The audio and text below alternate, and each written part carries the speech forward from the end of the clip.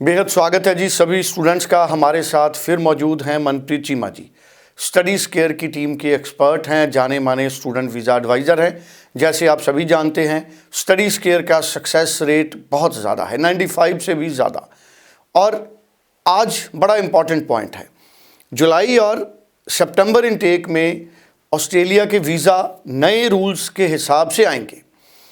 अब ministerial direction 111 ये क्या है, प्रायोरिटी 1 क्या है, स्टैंडर्ड कैटेगरी क्या है, इस पर एक्सप्लेन करेंगे। और सिंपल वर्ड्स में कहूँ तो चीमा जी बताएंगे कि अब वीज़ा ऑस्ट्रेलिया से किस पैटर्न पे मिलेगा, किस यूनिवर्सिटी को वीज़ा अप्लाई करने पर किस यूनिवर्सिटी में स्टूडेंट्स को वीज़ा जल्दी मिलेगा, किस यूनिवर्सिटी में टाइम लगेगा। आसान शब्दों में चीमा जी हमें पूरी इन्फॉर्मेशन शेयर करेंगे।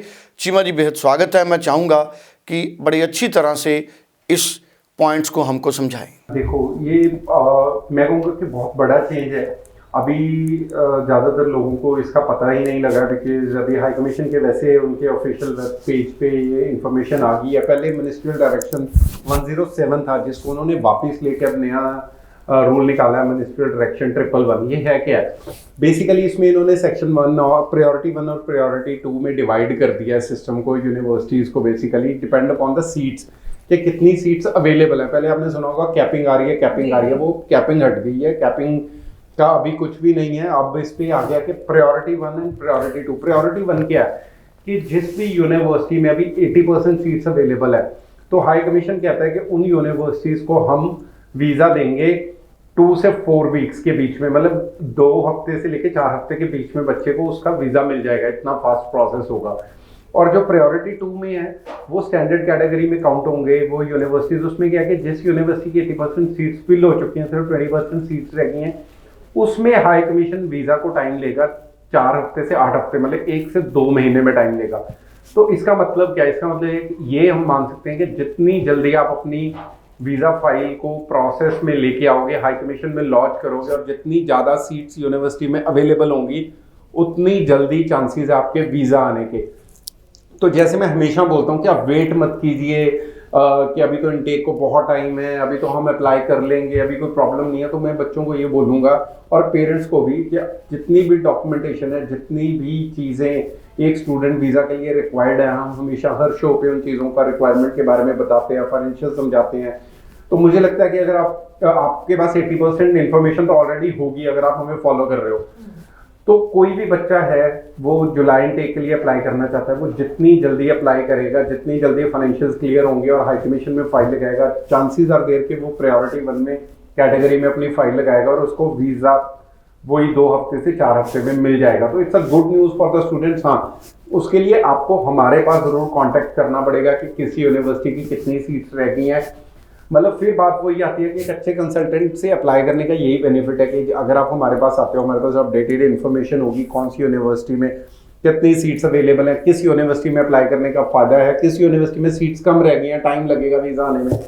तो ये सारी इन्फॉर्मेशन लेने के लिए प्लीज़ आप एक बार ऑफिस में ज़रूर आएँ नेक्स्ट इनटेक के लिए, जुलाई इनटेक के लिए। और अच्छे कंसल्टेंट जो हमारी जितनी भी टीम है, they all are experience, they all are talented. तो आप एक बार आइए, हमारी टीम से मिलिए, हम आपको एक अच्छी यूनिवर्सिटी में अच्छे कोर्स में अप्लाई करेंगे जिससे आपका वीज़ा के चांसेस बढ़ जाए। मैं तो ये बोलूँगा कि ये पहले से इजी हो जाएंगी चीज़ें, बिकॉज हाई कमीशन भी चाहता है कि बच्चे आएँ पढ़ें ऑस्ट्रेलिया में। तभी उन्होंने ये बोला कि जितनी ज़्यादा सीट्स होंगी उतने ज़्यादा ब्राइट चांसेस है वीज़ा मिलने के।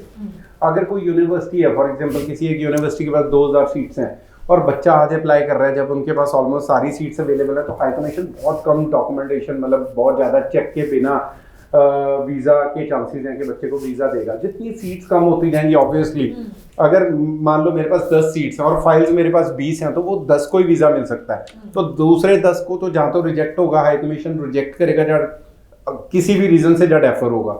तो चांसेस आर देयर कि अगर आप अप्लाई, जितनी जल्दी आप अप्लाई करोगे, जितनी अवेलेबल मैक्सिमम सीट्स अवेलेबल होंगे यूनिवर्सिटी में, उतने चांसेस अच्छे हैं वीज़ा मिलने के। हाँ, हम ये कर सकते हैं कि जैसे मैं बोल रहा हूँ कि अगर कंसल्टेंट को इस चीज़ की नॉलेज है कि सीट की अवेलेबिलिटी कितनी रह गई है, तो हम बच्चे को अकॉर्डिंगली गाइड कर सकते हैं कि आप इस यूनिवर्सिटी को थोड़ा सा अवॉइड करके आप इस यूनिवर्सिटी में जाओ, इसमें सीट्स अवेलेबल हैं, तो चांसेस आर देयर कि वीज़ा के चांस भी बढ़ जाएंगे।